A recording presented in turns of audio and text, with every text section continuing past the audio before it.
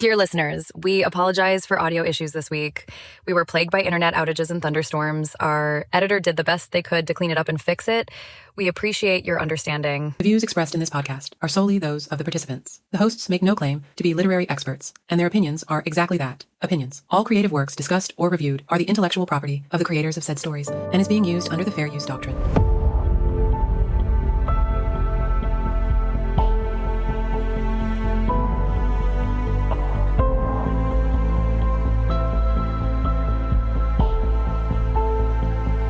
Hello and welcome to Of Swords and Soulmates, a podcast where we read, watch, and discuss romantasy stories. I'm one of your hosts, Mari, and with me I have Kelly. Hey everyone, it's Kelly. We also have Ashley.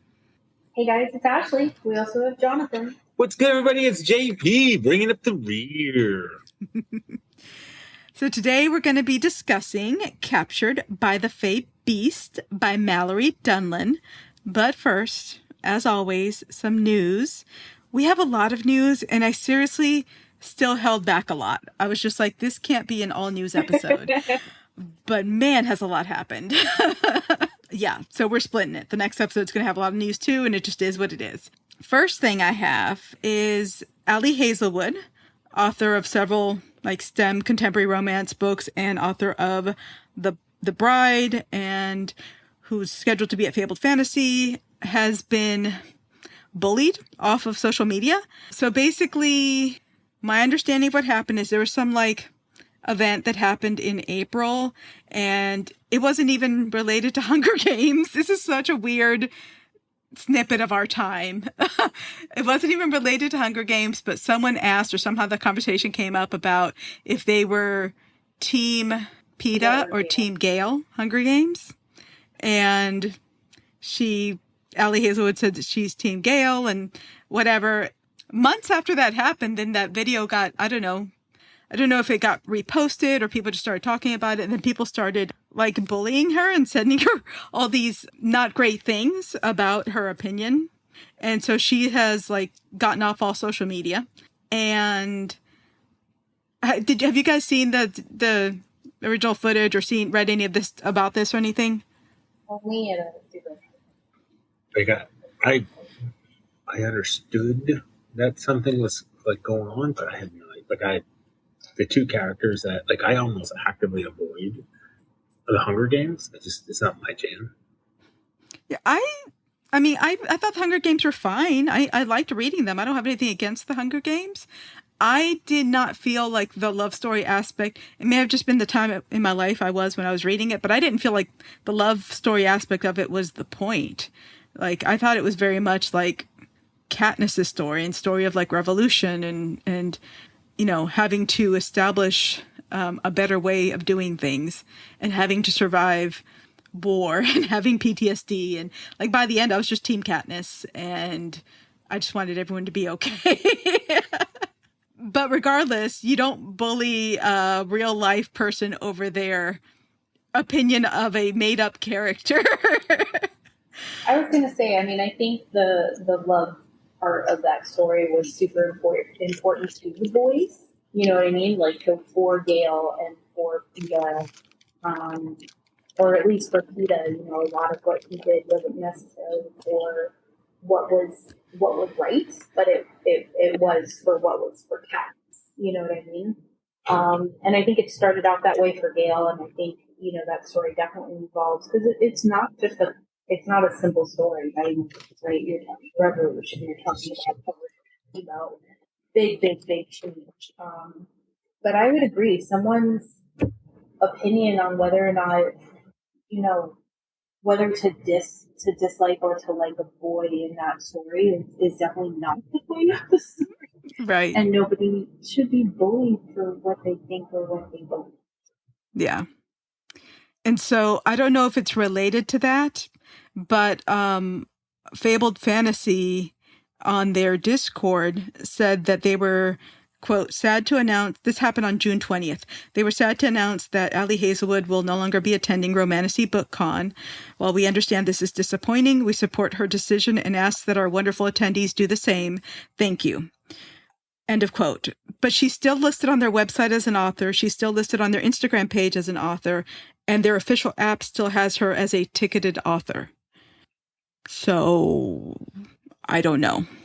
Just pulling back a little bit and reserving the right to not come. Yeah. I mean, it would be unfortunate if we let this ruin this for herself, if that makes sense. Like, and I don't mean that in a condescending way. It's more like don't let the bastards grind you down. Right.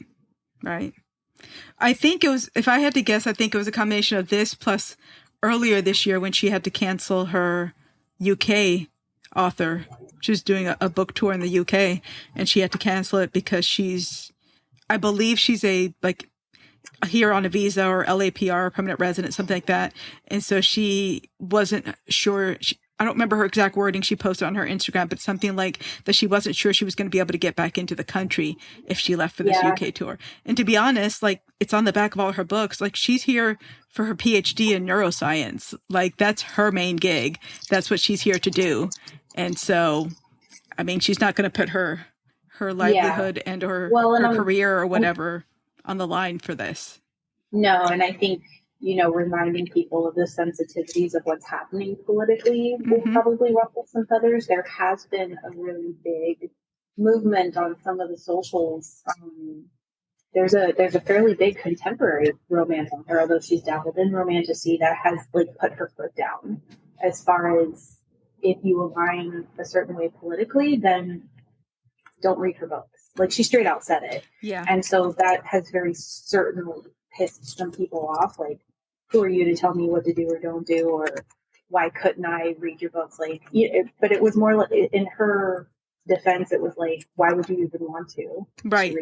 She writes about LGBTQ plus, ideas, and, it's all very much malaligned with certain political party thoughts. Anti-fascist, etc. Yeah. Right. Yeah. And so Allie's post, if I'm not mistaken, might have been around a similar time frame as that other author's post, so it might have ruffled some feathers. And I thought Allie handled that question very well. I thought it was more high level the way she responded. It's just not a space travel time. Yeah. And honestly, she's an immigrant in this country talking about the immigrant experience in this country. Like, you can't tell her she's wrong about what she feels. You know what I mean? Like, yeah, you can have your own opinion, but you can't tell her she's wrong for being afraid she's not gonna be able to get back in or whatever. Like, that's she's just stating what she feels. People are entitled to their feelings. I know that Tiffany Roberts, who wrote the Spider-Mate, the spider stuff. Yeah.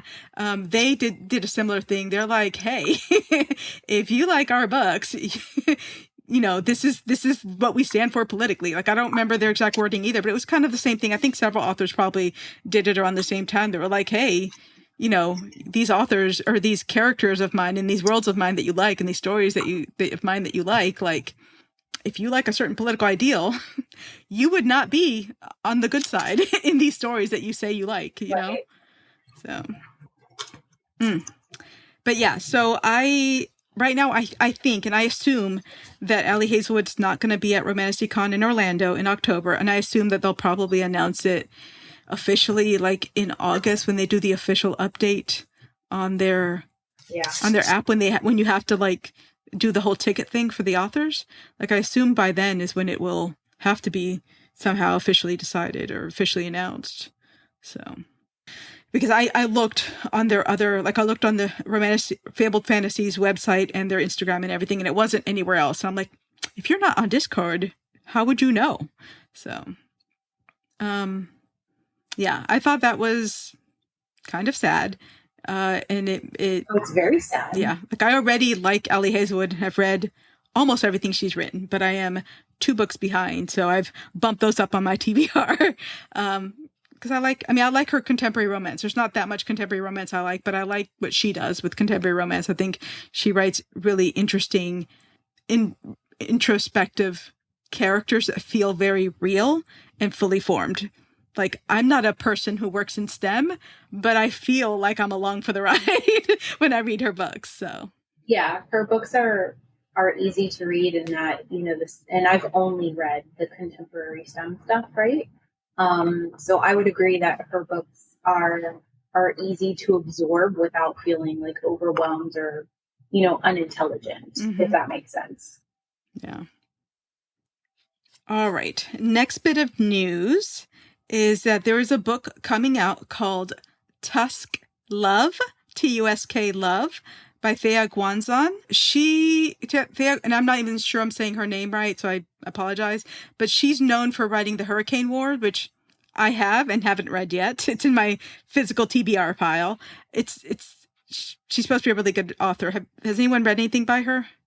I have not, but I do remember when Hurricane Wars dropped, and it was like one of those really beautiful covers and sprayed edges too, if I'm not mistaken, kind of situations. Yeah. But I have not read it. I've heard great things about it. Like, it comes up on a lot of lists. It's supposed to be very good. I can't speak to that. However, Tusk Love was, there's a story behind how it came about. So there is a YouTube web series of people who play D&D, Dungeons and Dragons, and it's these professional voice actors with a professional DM who runs it, and it's called Critical Role. You may or may not have heard of Critical Role. If you play D&D, you've heard of Critical Role. There's a lot of people who are very heavy into the Critical Role world.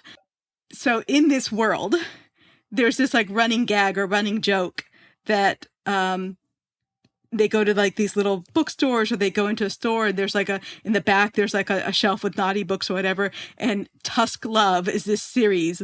It's a fictional in-game book known as Tusk Love, which is a racy novel that follows the saucy romance between a half-orc and the daughter of a traveling merchant. And so from this made-up game, following the rules of a made-up game, this author basically made the book a reality. So it's like this real book based off of this fake book created in this Critical Role, which is like a big nerd thing. Basically, a lot of people are into. So I'm excited about this. I am going to be reading it. Kelly, you don't know much about Critical Role, do you?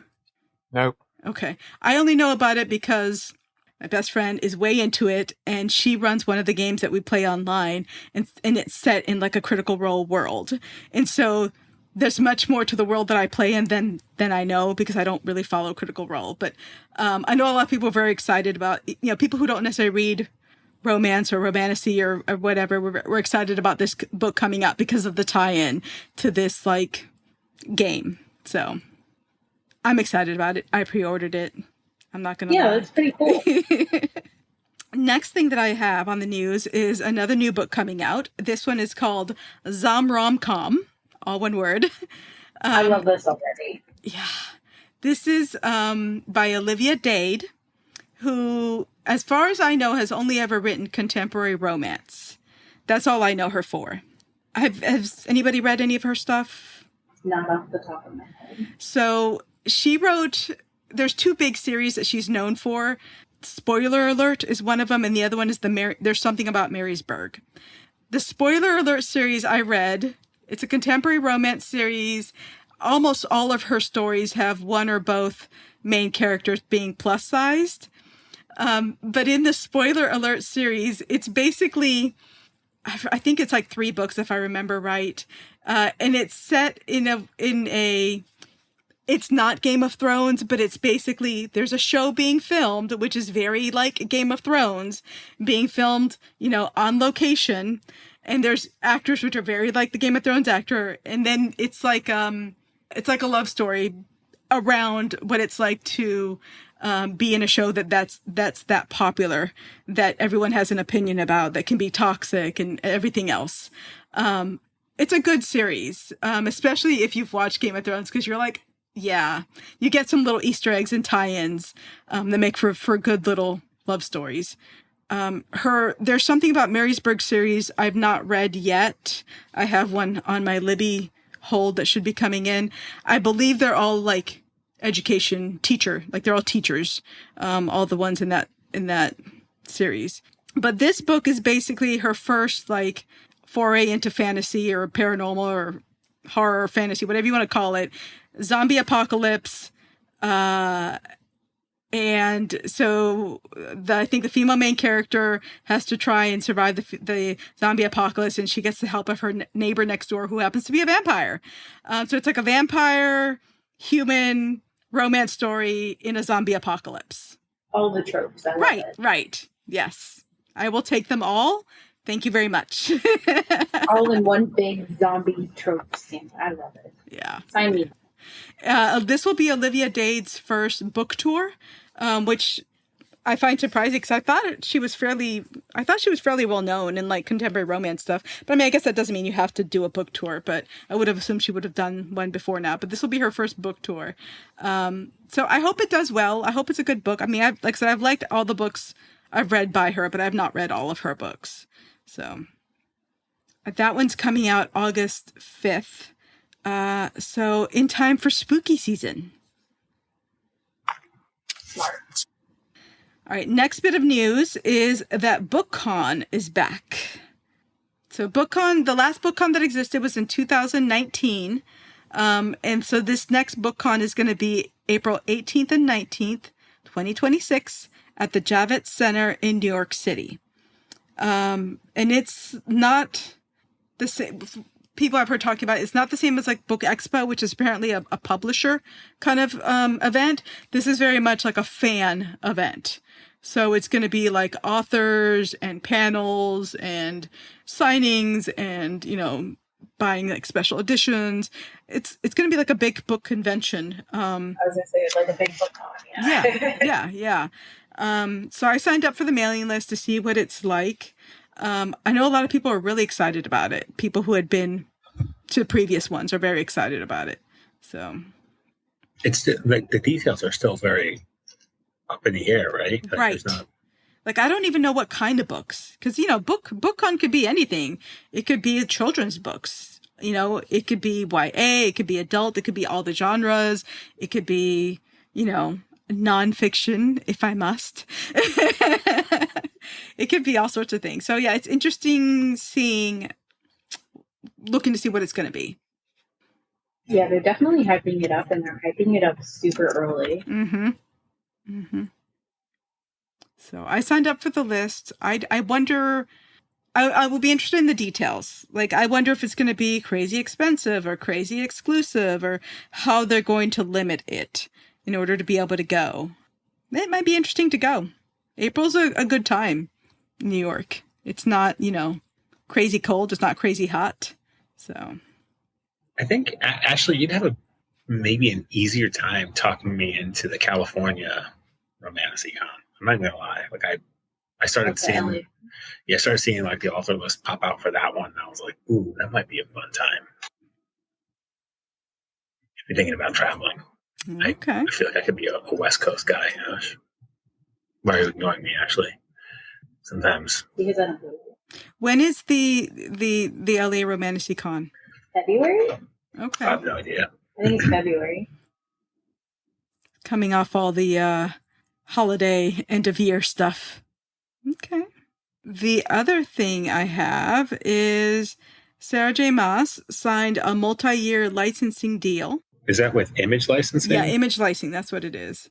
IMG Licensing. It's going to be an exclusive, worldwide, multi-year deal. And it's going to include apparel, beauty, lifestyle products, games, food, and, quote, immersive fan experiences, end quote. Did you? That's interesting. Wait, That's that was really Rebecca? interesting flex. No, that was Sarah. SJM, Sarah. yeah. For some reason, my brain heard what you said, but translated it into Rebecca, and I don't know. That doesn't sound right with what I know in the literary world right now. I'm sorry. Continue. Yeah, so interesting. Could be cool. Could be some interesting merch and stuff coming out. But instantly, as soon as that came out, I saw people posting who, you know, there's a lot of small businesses that have licenses and everything with her already.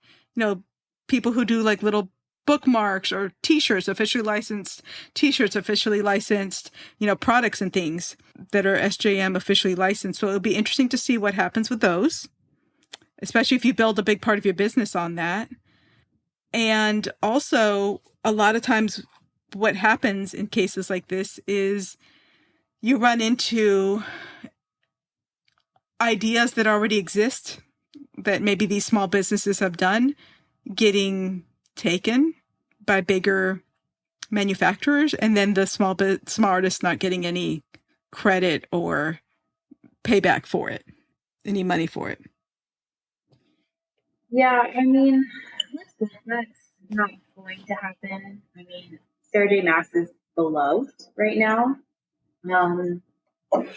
It's an interesting move. I wonder why now, right? Because like she's not new. There's nothing particularly big happening or coming that we're aware of. And I know that the movie stuff or the show got not canceled because it was never actually in production. It's an interesting move. I'm not opposed, but I would probably continue. Yeah, it makes me wonder if there's another announcement coming. You know what I mean? In conjunction with this, if it, like there is going to be some sort of a TV or, ooh, our lights just flickered. The internet went down. Can you guys hear us? No, the Okay. computer went out, so we lost them. All right, we're good?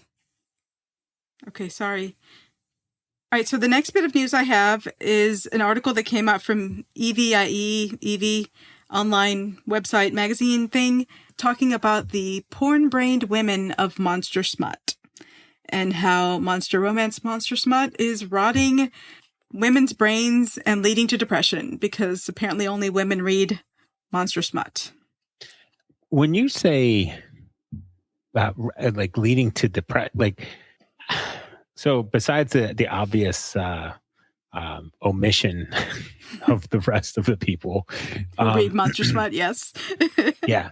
And I think when in my journey of monster fuckery, like it's a realization that we've all kind of been brought up on monster smut. Like there's softcore monster porn, right? So there's Beauty and the Beast. What's that movie about the fish lady, Ashley? Oh, Little the fish Mermaid? man. Shape of Water? Shape of Water, yeah. That's close though. That's close. I was thinking more like kids, right? So like you're all kind of like these stories exist in our childhood, right? It's natural that as we grow up, we source out like more mature versions of them. Right. But also like what depression? Are they talking about the depression that we fall into when we realize the monsters aren't real? Like or fairy tales. Right? Right. Yeah. I mean, let's call it what it is. These are just adult fairy tales, and maybe not even like adult fairy tales, but fairy tales. We had watered down fairy tales as kids, right? Was it the Brothers Grimm? They weren't telling the same stories that They you. weren't warm and fuzzy. Yeah, that's what I'm saying. Right. Like this is like we're just getting a dose of reality. I think That's all we're getting. Yeah, I think fairy tales have a role to play in society, and I think the role that they have to play differs depending on society and what age group, but also society that you're talking about. Like I think at one point fairy tales were about a way of warning people of things in the world. You know, like, you know, be careful. The Blackbeard stories were about, you know, warning women about getting married to bad men or, you know, abusive men or whatever. Like each one had a warning in and of its way. I think that monster romance now is a counterculture. You know, it's for if you don't see yourself or your preferences or your aesthetic or you don't see yourself in whatever way in what's out there with Disney love stories or contemporary love stories or billionaire romance love stories or mafia love stories, whatever. It's just another version of what's out there, another option. I did not read the whole article because it asked you for all this information about yourself to be able to read it. So I just did like a few screenshots in between that box popping up because I refused to give them any information about myself. I refused. Yeah, that's a trap. Yeah. So, but it was basically stating that traditional porn, aka stories where hot women fall for generic man in a, you know, whatever, at the dentist, you know, or in the pizza shop or whatever, are acceptable because they're mainstream and because they focus on this idea that the average guy is sexually attractive. But that monster romance is bad because it's interesting because it conflates monster romance with dark romance stories, which are two different stories. Like, not all monster romance stories have, like, the monster choking you out. I'd argue that's a lot of, like, mafia romance and dark romance, but... I just got a dark romance book this weekend. Ashley, what's it called? I don't know. It's Enigma? Enigma, yeah. Yeah, is that what I have to look forward to? It feels like spooky-ish. I haven't read that one. I don't know. Yeah, dark. I think when you say dark romance, that can fall into several different categories. The mafia romances, sometimes you're dealing with like some light, BDSM things, or, kind of maybe even lighter abuse, for lack of better language. Consent issues and whatnot. Yeah. Well, I mean, some of it is consent. Like the BDSM is very, very clearly consensual stuff, right? Like they have very firm lines about what is consensual versus not, because that's how they balance their desires. It's not meant to be punishing. Right. It is meant to be at the pleasure of both individuals. Yep. But I think when you get to the dark stuff, it's not that it lacks consent, although some stories can. I think it's just not the average romance. Yeah. It is your characters are maybe a little bit more gray. They're probably, not warm and fuzzy.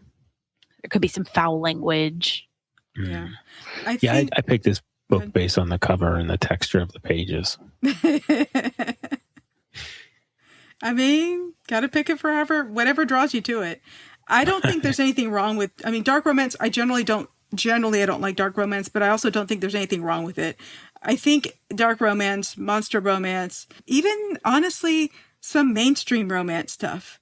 I think a lot of it is a way for people to safely explore ideas, like to try things on, to see what it would be like to be in, someone else's head in a different situation, and I think so long as you know what you're getting into, if you have triggers, like read the trigger warnings, I don't think there's anything wrong with that. It's... I also don't know what's leading to depression. I think that article was gaslighting. The whole thing is real cray-cray. Real difficult. However, what I thought was wonderfully chef's kiss done was the picture that they used to promote this article was the cover of Morning Glory Milking Farm, which we've all read. I've recommended that. Yeah. I was going to say, I've recommended that book more than any other book. Right. There's nothing wrong with that book. Like, that could be any contemporary love story. It just, other the fact that it's a Minotaur and the situation where they met, but there could be, there could be so much darker things. Like at one point it even made this comparison that like Twilight was wholesome and Morning Glory Milking Farm was not. And I'm like, shut the front door. He stalks her in her room while she's asleep. Like, I'm not saying Twilight is horrible. I enjoyed the Twilight books, but nothing is a shining example. Like, everything's got issues, and that's okay. As long as you read it, you talk about it, you understand, you figure out what you like, what you don't like, what you're comfortable with, what you're not comfortable with. But it's not bad just because one or more of the main characters are monsters. That's what Jonathan calls moving the goalpost, right? So like 10 years ago, 15 years ago, they probably were mocking Twilight for the stalking, right? Yep. But now, based on what has been normalized, right, that is a more acceptable or palatable story compared to what's coming out now. Right. Actually, I don't think 10 years ago they were mocking for that. I think there was like, it's like media, you just got away with a little bit more 10 years ago. Like you could say and do dumber stuff. Well, they sure as hell made fun of us for loving it. I'll tell you that. Well, yes. You were one of them. Sir. Yeah, but I was like, you were a tweener. Like, I mean, you weren't a tweener, but like I saw that story as being like for more of the adolescent, which is I believe like, they are YA YA books, aren't they? They're labeled as YA books, aren't they? They are, and I was in my young 20s when we went to go see it together. Yeah, we went to go see that, and it was like the premiere night of one, like was like Twilight 3, the Awakening. I don't know what it was called, or anything like that. We go into this theater, we're sitting down, and this horse, like, who's the ninja boy? Jacob. Yeah. Taylor Lautner. Taylor Lautner comes on the screen. He ain't got a shirt on. And then like all the girls are like, ooh. And then he turns into like a horse-sized dog and puts his head next to the lady. And I like audibly said, oh, that's a good boy. Bro, I feared for my Death life. daggers. There was from all these like young teeny boppers. Yeah, these adolescent young women who were there to see, this was their event. Yeah. And here's this dude. It was our Super Bowl, sir. Here's this dude. Team Jacob versus Team Edward was probably like the first split decision major love triangle of that generation, right? And so, yeah, there was a cult following of sorts. But while if they weren't mocking the movies or the books themselves, they were certainly making fun of the people who enjoyed them, right? And so this article that you're talking about is very similar to that, and except they're not mocking, they're shaming. Yeah, I agree. And so C.M. Nascosta, who wrote Morning Glory Milking Farm, whose cover was used to promote this article, said, oh yeah? F you. And on her Etsy page, her Etsy store, which is called Monster Bait Shop, Monster BAIT shop, she created this merchandise with the cover from Morning Glory Milking Farm, and it says porn-brained monster reader. Stop it. Yeah, she's got t-shirts and she's got mugs. She's like, oh yeah? I will be checking that out later. I'm seriously thinking about it. It's purple. It's like a fairly bright purple that I normally don't wear, but you know what? I may still get it because sometimes you just need to do it. Yeah. She offers it in black as well. So it's in black, berry, and violet. Okay. Mari sold. Yeah. The violet is a little bit more subdued. The berry is bright, a little more wild. Mm-hmm. And I imagine, and the black, I think it's one of the last images in her carousel there. The black actually looks pretty freaking sharp. Yeah, I'm seriously thinking about getting it, and maybe the mug too, because at least one more. I wonder what shirt it's printed on. That would the shirt type, shirt brand it's matters scratchy to us. or not. I'm not sure. Yeah, but I was like that. I mean, well done, Nascosta. Well done. It's a way to turn it around. The whole no, there's no such thing as bad publicity. Amen to that. Mm-hmm.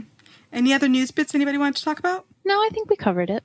All right. So moving on to the book. We basically chose this book because we were wanting to support and talk about an author who had been affected by the Million Lives book fiasco thing that we've talked about that happened in Maryland. And Mallory Dunlan was one of them. And I met her at Monsterotica Con.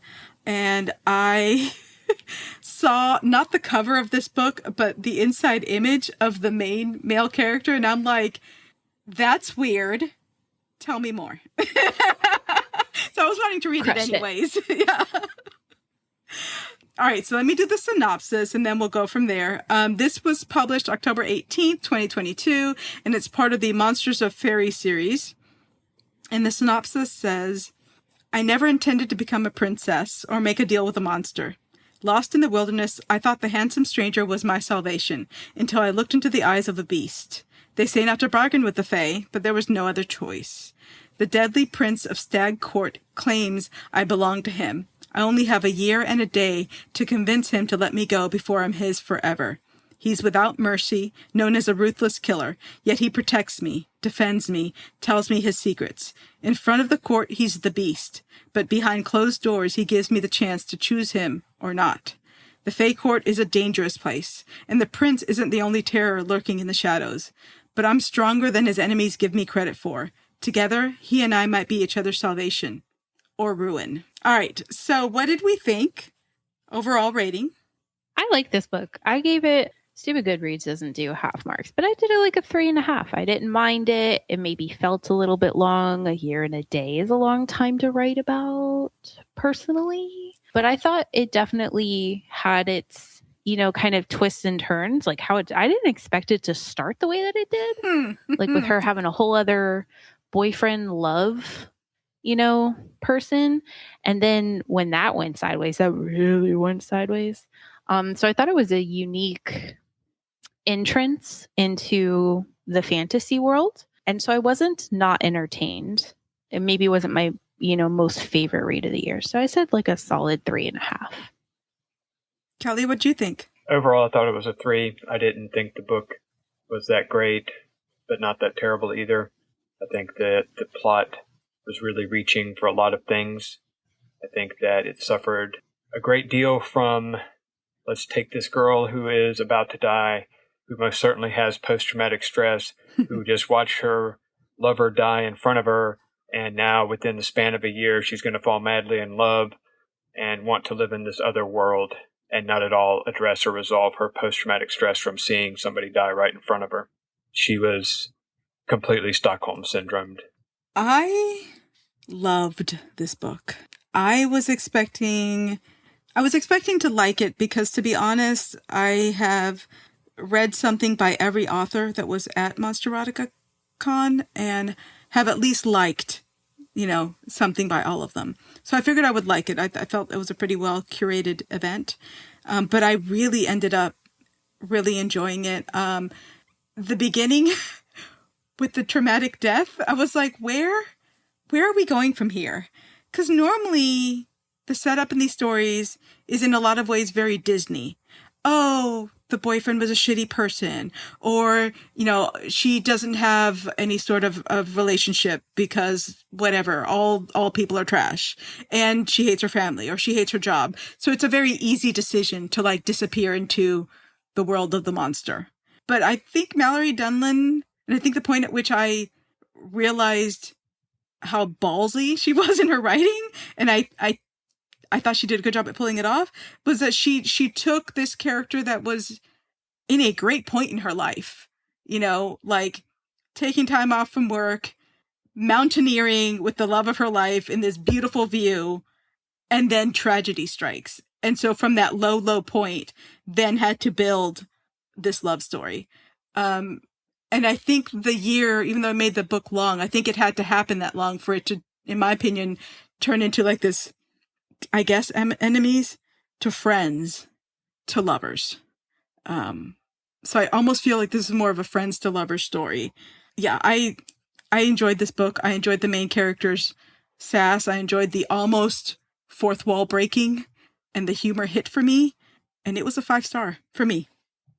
I did not like it at that same level. What I did like is the purchase that I just made. I got myself a porn mug. You may not drink out of it, Ashley.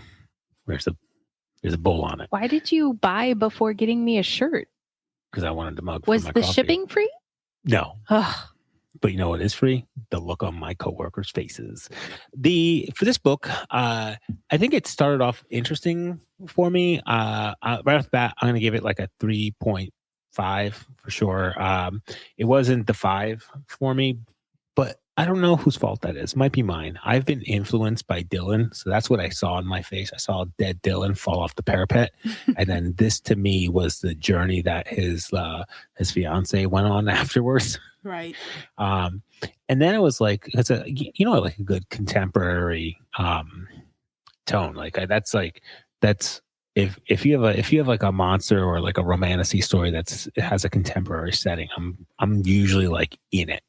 And I was like, oh, okay, this could be a thing. Oh wait, here's Dylan. Oh wait, we're not with Dylan anymore. And then I thought she had couple times the story went sideways for me. One, she had this she came with built-in knowledge of Fae world. She was like, yeah, I know about this stuff. I read some books. And then I don't She reads fairy porn too. Right. She's with us. She knows. And then the next, I don't like when they do here's this time frame. You're going to have this in this. And then they drag their feet to the first 6 months. And then you realize they better make this shit work a little bit faster, a little bit harder. And then they do the old skipperoo. And all of a sudden they insert an element in the story where someone goes into a coma or someone goes to war prison for some reason for 3 months and then comes back later.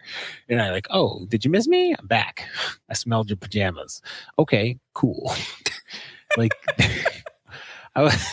like those flashes back to like that modern like world tone, that didn't do it for me.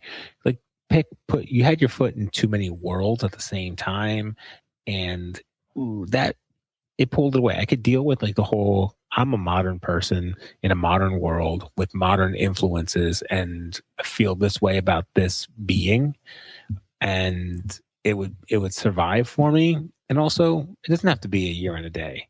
It could just be like a year. It could be a year and a day, but it could also be like, I don't know how time works in your realm. You can change the story that way, but you don't have to like throw somebody, remove a character for a period of time to fast forward. That you lose me on that. Okay. Sorry. Okay. Everyone's entitled to their opinions. No need to apologize. What do we think about the fantasy world building? So I enjoyed the fantasy world building in the way that Jonathan did not. I thought having the toe in both the fantasy and the human world was an interesting perspective. It's, like the back and forth. I also thought it was interesting to have like a modern day human be like, oh, I've read some of these books. Mm-hmm. And so it's funny to me right now to hear Jonathan with his list of complaints, right? Because they were the reasons why I liked it more. I don't think the magic system itself was super complex. I think the one part that I thought was most interesting was how quickly she adapted to the no more pleases and thank yous, because you didn't want to owe a debt to a fairy kind of thing. Yeah. I feel like I would have struggled with that for a long time. Yes. I wasn't disappointed in the fantasy world. I thought it was easy to understand. It wasn't super complex. We weren't doing anything super crazy. I also thought it was an interesting perspective to see a member of royalty who was not respected and for the wrong reasons, that he was the one, being abused. And so he kind of accepted this mask of the beast, of the monster, right? Because that's just what was expected of him. That's how he was treated for so long. So it helps build your sympathy for him very quickly. So I would say the same. It's about a 3.5 for me. Kelly, how about you? I think that the fourth wall breaking type stuff where there was self-referential humor was probably one of the saving graces of this book. I think that was a way to keep it lighthearted to a degree, but there were just so many other egregious problems, I think, with this book. So what would you rate it number-wise? I don't know, like a 3. Okay. For me, I liked the fantasy world building aspect of it. I really like the idea of you're destined to be soulmates, but this means something different in this world. This doesn't mean like destined soulmates in love.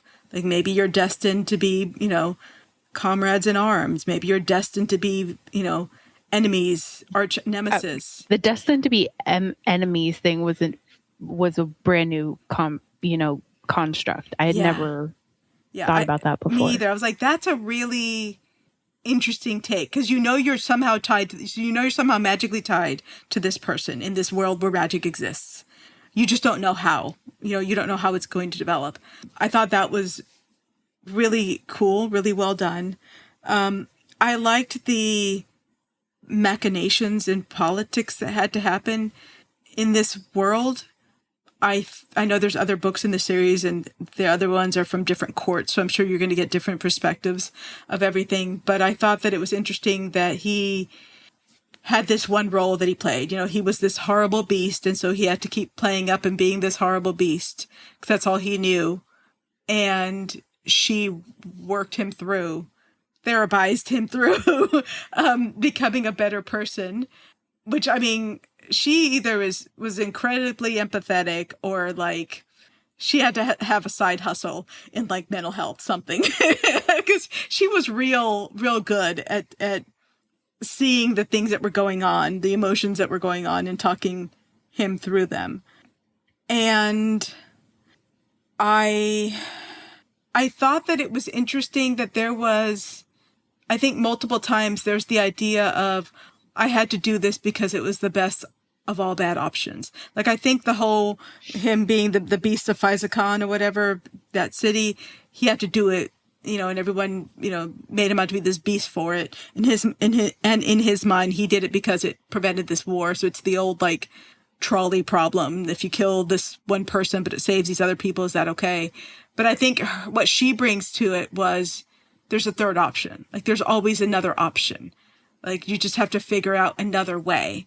And I think she eventually got him to that. That's what he was atoning for in prisoner camp those months or whatever. Rather than starting another war, he was finding diplomacy, inventing diplomacy in the land of the Fae. I don't know. I thought it was interesting. To me, that there was enough interesting fantasy stuff. The idea that the humans that were there because they were plucked from a moment before they were about to die. The idea that they were like all from different kinds of cultures and worlds. I thought that was really rich and well done. And for me, it was a 5 in the fantasy world building. And not a 5 for me. Sorry. I'm sorry. Yeah, I'm gonna give it it was interesting. I saw this book in like an outdoor setting, and then I saw it in like a really dark room. It just didn't. I didn't get anything outside of that. Like I couldn't get imagery, and I couldn't decide what his house looked like. Was it a condo? Was it an apartment? I couldn't figure the stuff out, and so I couldn't even figure out like the green room. Like what kind of space were they in for their green room kind of thing, like before you're allowed to walk in kind of thing. So, and I didn't quite understand like the transportation systems. So it was just, it didn't slap for me. I'll be gentle. I'll give it 3, but it just, that's just me. He was on the struggle bus with this one. Yeah. Okay. I could have I wanted to like it so much. Ash, romance. I think the romance was also I think this one was probably closer to a 4 for me. You had this arguably unpopular, unliked royal, right? And then you had this human that was being brought in that could potentially disrupt, court here even further, right?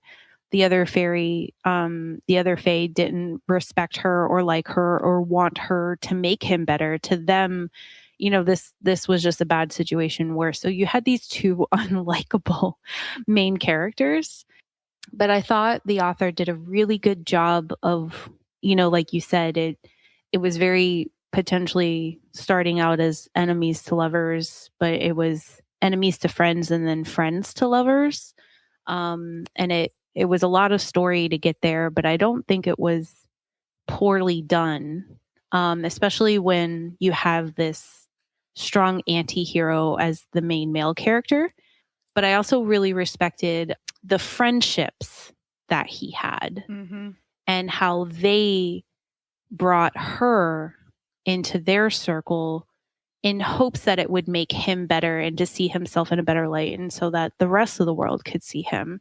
So I think, romance from the friendship perspective was also really, really, really important to the story. And so I rated a little bit higher for that. I'll give it a 4. Kelly? The romance did nothing for me because I couldn't get past the fact that it was essentially Stockholm Syndrome. The way she would oh, don't you dare kill for me, and got so offended and upset that he killed some people for her, but then she's perfectly fine with him having slaughtered thousands of innocent people. So I can't reconcile how a person can be like that. I appreciate that the idea and the romantic notion of finding the flawed person and fixing him, that's a common trope in romantasy apparently, is that you have the big bad main character who has a flaw and the female main character is the only one who can fix him. And that's pretty common, but how do you fix somebody who's committed genocide, essentially? For me, romance, surprise, was a 5. I thought it was a really interesting story. I felt like it was 2 things going on. Yeah, they were becoming friends and then friends to lovers, but I felt like it was the story of someone getting over grief on her side. and learning to live again, and knowing that, like, if someone loves you, they want you to move on. They don't want you to stop living because they've died. And then on his end, I don't know that I felt that she was making him better. I think she was just giving him the space to make himself better. Like, there's one point where there's a quote that I highlighted where he says to her, "You have my scent on you, which, combined with the fact that I would know your scent even if I lost my entire memory, makes me feel like there's a place in the world for me where I don't have to fight to keep my footing." Like, she held space for him to become a better version of him. And in some ways, I think he held space for her to be able to make her own choices and come into the choice naturally and not be forced. It wasn't like a magical kiss, happily ever after, blah, blah, blah. Yeah, I was all over the romance for this. 5 stars. So, Jonathan. I think the romance was pretty okay here. I mean, I initially walked into it with the whole idea, like, where Kelly was. I was like, it's what chance did this lady have of getting out of there without being like forever mated? Like, there was like zero chance going, like, I think that's a given going into the book.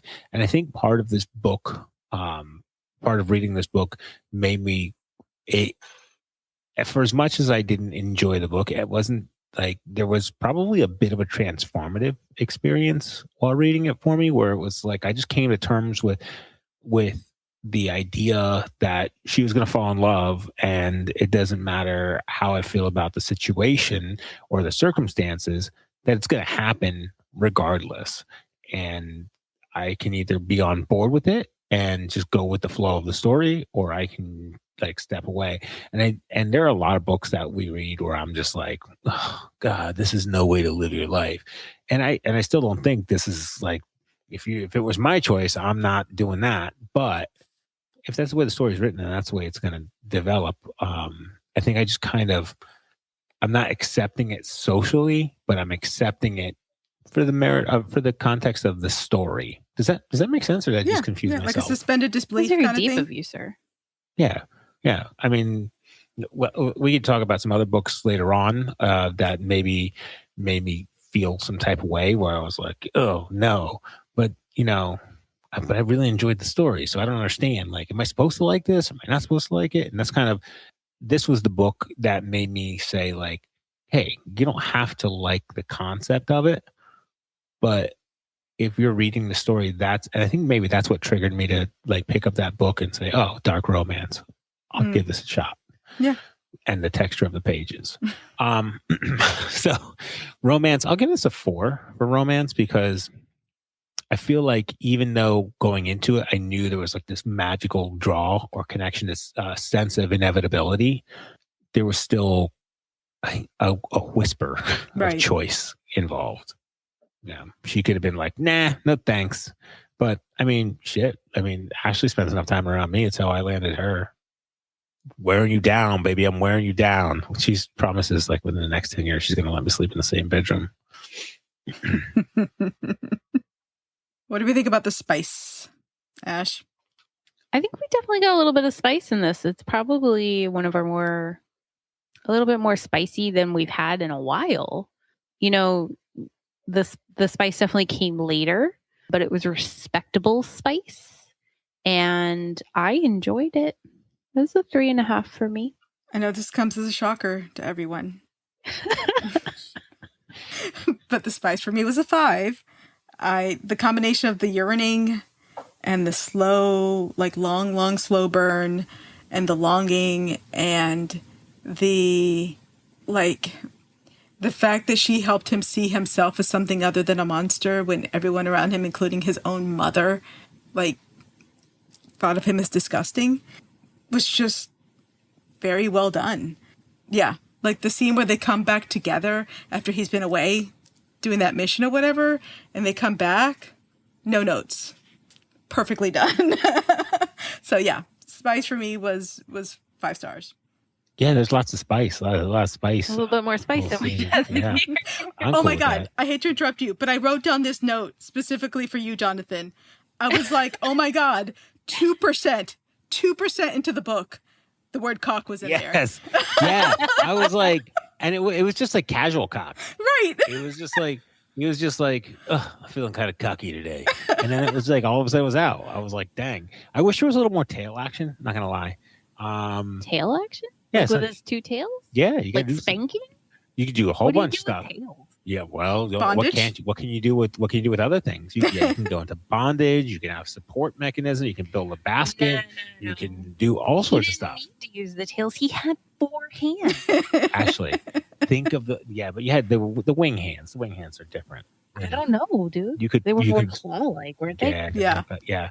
But you could you could do all sorts of stuff with the tails, especially because they split off like as booty bone. You know, you could do, and there were spikes and stuff. There were so many different appendages that you could explore. She didn't really dig into it as deeply as she could. Jonathan's got notes for her, apparently. Yeah, but you got to do. Yeah, I think you're right. There's the door. The surface is barely scratched here. For as cocky as this book was, and this guy was known for his cock. He was people didn't like him, but they were like the ladies were like Intrigued at the experience. yeah, I kind of like to sleep with you. Yeah. Just because, you know what I mean? It's like it's Ashley, if you had like a third boob, you know what I mean? Oh, that sounds so unappealing. Yeah, well, to you. But if I had tails, how would you be? You'd be like, you know what? What can you do with those things? You got any tail tricks? I'd be like, let me tell you. Yeah, you don't know. It could be things you don't know. You know, like maybe it is a little spanky spanks. Maybe it's a little, some bondage. Yeah, but there could be other things. I'm not going there, but there are things that you could go. So what are you there with rating a it, tail. Jonathan? 5. I'm gonna give it a 5. Wow. But the real question, is it a kissing book? No. Kelly, what do you think? No. No. I think it is. I think it would have been a completely different book if they hadn't have done the love route and made better choices. Jonathan? So, I initially I'm going to go with my gut. I'm going to say it is. I didn't, if I dig deeper, you'll probably talk me out of it, but I'm going to say it is, and I'm going to lock that in. Final answer. Yeah, I don't know. I think it would have led to war regardless. And I think both of them would have done anything in their power to stop it or to end it as soon as possible. I don't think she needed to love him to want to save those people. Remove her from the story entirely. I mean, then they just go to war. Do they? Do they go to war regardless? Yeah. Or was she a pawn? I think she escalated it. She escalated it? I think her presence escalated it for the bomb. Yeah. Yeah. Do you think it would have been just another lady? She would have looked for another love? No. Or do you think her presence was a crime of opportunity? I think it was a crime of opportunity. Oh, so it's I think the kissing mom book. was planning to do it anyways, but when the human didn't go under her sway or whatever, she had to move up her time scale. Yeah. Yeah. Anything else about the book? All right. Thanks for listening to Of Swords and Soulmates. Before we go, make sure to check the show notes, rate, review, and subscribe to us on your podcast app of choice. It helps others to find us. Follow us on Instagram, TikTok, YouTube, Facebook, Pinterest, Tome, or Goodreads at Of Swords and Soulmates. Check us out on our website, ofswordsandsoulmates.com. If you'd like to offer a suggestion for a future episode or reach out to us about anything at any of those options, please feel free to do so or email us. If you want to read along with us as we prepare for a new episode and a new read and get chapter by chapter interaction, join our Fable app book club by searching for the Of Swords and Soulmates book club on there. And last but not least, we hope you'll join us in 2 weeks for our next episode when we will be discussing Filthy Rich Fae by Janila Lee.